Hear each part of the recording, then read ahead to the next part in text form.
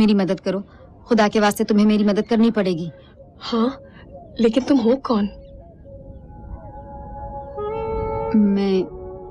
मैं बहुत दूर से आई हूँ। अच्छा, आओ आओ।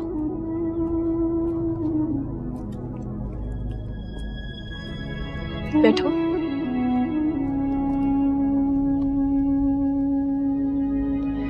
अब बताओ, परेशान क्यों हो? मीरा दीदी। तू फिर से स्कूल नहीं गई? ये कौन है? जा पानी लिया। अच्छा। कहाँ से आई हो? हिमाचल प्रदेश। वो तो बहुत ऊपर है ना, उत्तर में। हाँ। पानी ले, बांध वहां। अकेले में बात करना है तो साफ कहो ना। अच्छा, जाती हूँ। बहुत सुंदर है तुम्हारी जगह। हाँ, उतनी ही जितनी तुम्हारी, लेकिन अलग। यहाँ की सुंदरता बड़ी अनोखी है, रूखी, कठोर और उतनी ही निर्दयी जितनी है धूप। हाँ। क्या खोज में आई हो? मेरा पति आमिर तुम्हें छोड़ आया है? हाँ। और तुम समझती हो वो यहाँ कहीं मिलेगा? अगर तुम मेरी मदद करो तो। मुझे कोई और तो नहीं समझ रही ना? तुम्हारा पति नौकरी करने आया था, तो फिर यहाँ जो नई फैक्ट्री खड़ी कर रहे हैं वही काम करने आया होगा। बाहर से कई मजदूर आए हुए हैं। तुम चाहते हो कि मैं चोपड़ा जी से बात करूं? चोपड़ा जी? वो जो फैक्ट्री खड़ी कर रहे हैं। तुम्हें कैसे पता कि वो हमारी हवेली में रुके हुए हैं? गांव में कह रहे थे। तुम्हारे घर आई भी थी, लेकिन घर वालों ने बाहर निकाल दिया। वो तुम थी जिस पर सब चिल्ला रहे थे? मुझे तो कहा कि तुम कोई भिखारन थी। भीख तो मांग रही थी। ठीक है, मैं कुछ करती हूँ, लेकिन चोपड़ा जी आजकल यहाँ नहीं है। कुछ दिन में लौटेंगे। कुछ दिन तक रुक सकती हूँ। पानी लाई, 3 बांधी, अब क्या करूँ? हाय, मैं भूल गई, अभी आई। लीला बात कर रही थी, भूल गई। आप हमेशा ही ऐसा करती हो। हमेशा? कहाँ ऐसा करती हूँ? आपके पति भी खो गए क्या? लीला, कुछ ऐसा ही समझो। तो फिर आप भी इस पेड़ पे डोर बांधने आ जाना, वो लौट आएंगे। दिल को समझाने के कई तरीके होते हैं। मैं तुम्हें आमिर की तस्वीर देना चाहती हूँ। कल आओगी यहाँ? कोई शक, जेल से निकलने का एक ही तो मौका मिलता है। अच्छा।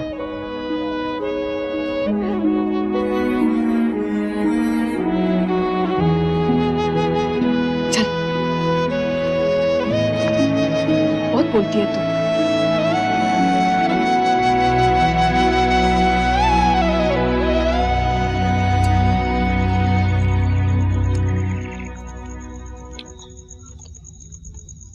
तुम्हें उसे सच बता देना चाहिए था। सच का झंडा तुम लहरा रहे हो। हमेशा क्यों ताना देती हो? जिंदगी में पहली बार हिम्मत हार बैठी। अगर वो ना कर देती तो इरादा क्या है? पता नहीं, देखे क्या होता है। दोस्ती बढ़ाऊं, विश्वास जीतूं, शायद फिर उसे बताऊंगी। तो मतलब अब मेरा रोल खत्म। तुम रोज बाहर जाओगी, अपना काम करोगी, मैं घर पर तुम्हारा इंतजार करूंगा। वाह, गंगा उल्टी बहने लगी है यार। ये सरासर अत्याचार है। औरत का इस लफ्ज से बहुत गहरा रिश्ता है। तुम सब एक दिन मिलकर मर्दों की बैंड क्यों नहीं बजा देती? शायद एक दिन। मुझे चेतावनी जरूर देना, याद रहे मैं तुम्हारे साथ हूँ। ख्याल रखूंगी।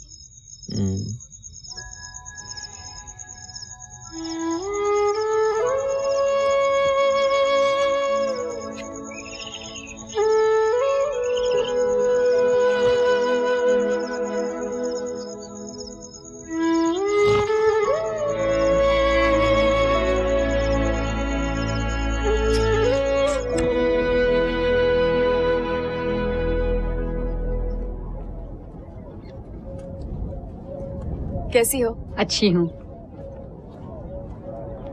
मैं अभी आई।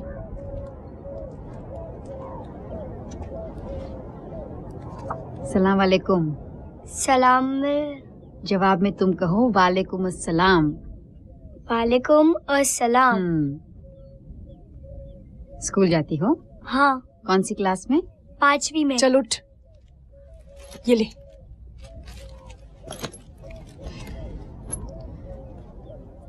ये है आमिर। क्या है? मुझे भी सुनना है, शायद कुछ सीख लूं। सीखने की इतनी मनोकामना है तो स्कूल बराबर जाया कर। ठीक है, कर लो अपनी खुसपुस। तुम्हारी बहन है? नहीं, शंकर को कहीं मिल गई थी। मिल गई थी? कुएं में। लड़की है ना, शायद इसलिए फेंक दी गई। बेटियों का यहाँ क्या मोल, मुसीबत ज्यादा मुनाफा कम। हमारे यहाँ जो काम करता है पार्ट सिंह, उसने इसे गोद ले लिया है। लेकिन शंकर ना होता तो। तुम्हें उसकी बहुत याद आती है? इतना कि दिल में नहीं समाते। मुझे भी बहुत याद आता है आमिर। हमारी यादें एक जैसी कहाँ, तुम्हारी सोग में उम्मीद जो खुली हुई है।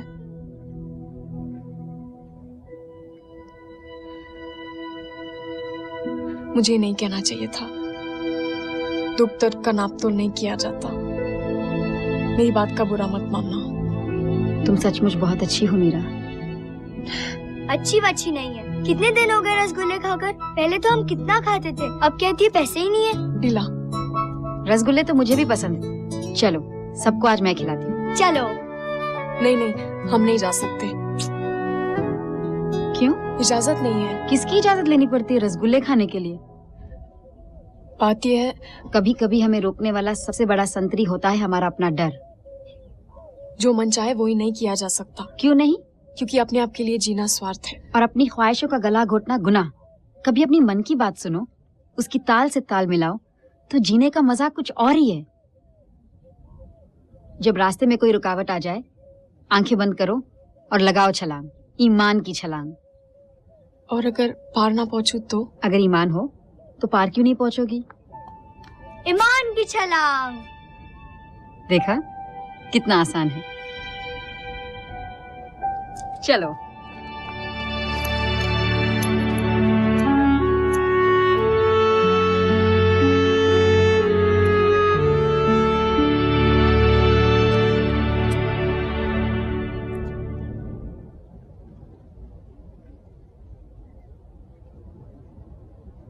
क्या बात है? आज शंकर का जन्मदिन है। तो चेहरा क्यों लटका है? मैं वहां गली में नाच रही थी। 2 महीने भी नहीं हुए और पता नहीं क्या हो गया है मुझे। कुछ नहीं हुआ है तुम्हें? मीरा, मुझे देखो। ऐसा क्या किया तुमने जो गलत था? मैं नाच रही थी जीनत, मैं खुश थी। तो इसमें गुनाह क्या है? मैं उसे भुला नहीं सकती। कौन कहता है कि तुम उसे भुला रही हो? थोड़ा सा हंस खेल लिया तो इसका ये मतलब तो नहीं? विधवाएं सोग करती है जीनत, नाचती नहीं। तुम अपना दर्द उस तरह झेलो जिस तरह तुम्हारा मन कहे, वैसे नहीं जैसे दूसरे चाहते हैं। ये कैसा समाज है जो औरत को अपना दर्द भूलने ही नहीं देता? उसके जख्मों पर प्यार का मरहम लगाने के बजाय हरदम उसे याद दिलाता है कि उस पर क्या बीती। उसके कपड़े, उसका रहन सहन, उसके दोस्त सब बदल दिए जाते हैं ताकि उसे अपने दुख का एहसास होता रहे। और मर्द पे बीती तो उधर मुंह फेरा और दूसरी शादी कर ली।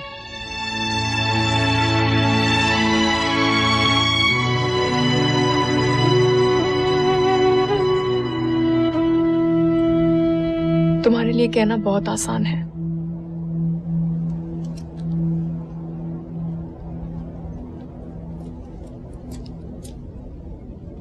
मेरे साथ ये आसान लफ्ज मत जोड़ो। मुझे जिंदगी में कुछ भी आसान नहीं मिला है। जमाने से अपना हक छीनना सीखा है मैंने। देखो, मैं भी तुम्हारी तरह एक औरत हूँ। फर्क सिर्फ इतना है कि मैंने अपने फैसले खुद करना सीखा है। सही या गलत, अच्छा या बुरा, फैसला मेरा है, किसी और का नहीं।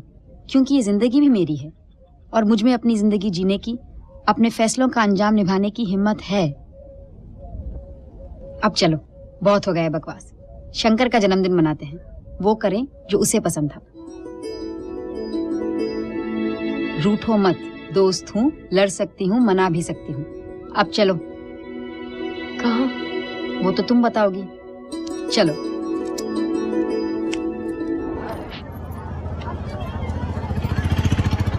अब हम वहाँ चले। कहाँ? चलो ना। तुम्हें देर नहीं हो रही है?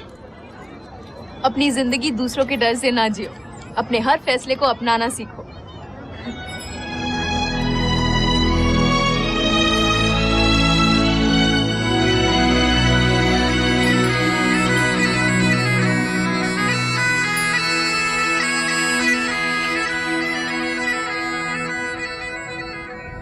सुनो,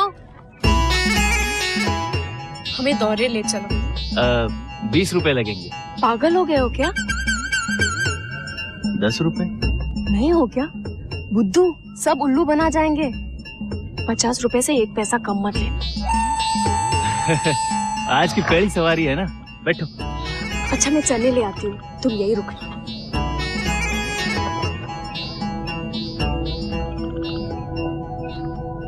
यहाँ कैसे पहुँचे? के बात है, हम छुपे रुस्तम है। हाँ, हम क्यों आए हो? अरे थक गया घर पे इंतजार करते हुए। कब बताने वाली हो उसे? जल्द बताऊं। अब अगर नहीं बताया ना तो मैं चला जाऊंगा। खुदा हाफिज। ठीक है, तुम कहती हो तो रुक जाता हूँ, और ज्यादा देर नहीं है। भेस तो बदल लिया, ऊँट चलाना आता है? अरे उड़ जाना, बात तो सुन। चल मैं आता हूँ। देख उड़ जा। अरे देख, उनको जाना है, अच्छे लोग हैं, इनको जाना है। थोड़ा मेरा इज्जत का भी ख्याल रखना।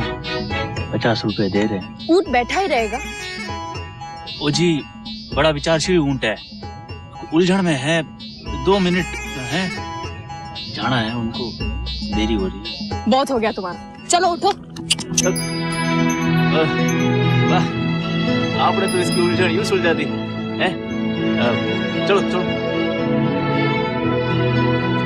बड़े दिन बाद इतना मजा आया तुम्हारे कारण। शंकर को झील के किनारे बैठकर डूबता हुआ सूरज देखना बहुत पसंद था, और जब सूरज डूबता था और चांद उभरता था तो वो कहता था, ए मीरा, एक दिन तू और मैं ऊंट पर बैठकर चांद के उस पार चले जाएंगे, जहाँ सिर्फ तू हो और मैं, जहाँ इतना प्यार हो जितनी यहाँ रेत। और वो हमेशा कहता था कि अगर औरतों को घूंघट पहनना पड़ता है तो मर्दों को भी कुछ ऐसा ही बोझ उठाना चाहिए।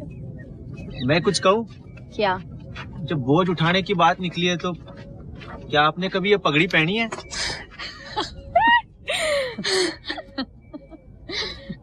एक बात कहूँ, तुम बहुत ही बुरे एक्टर हो।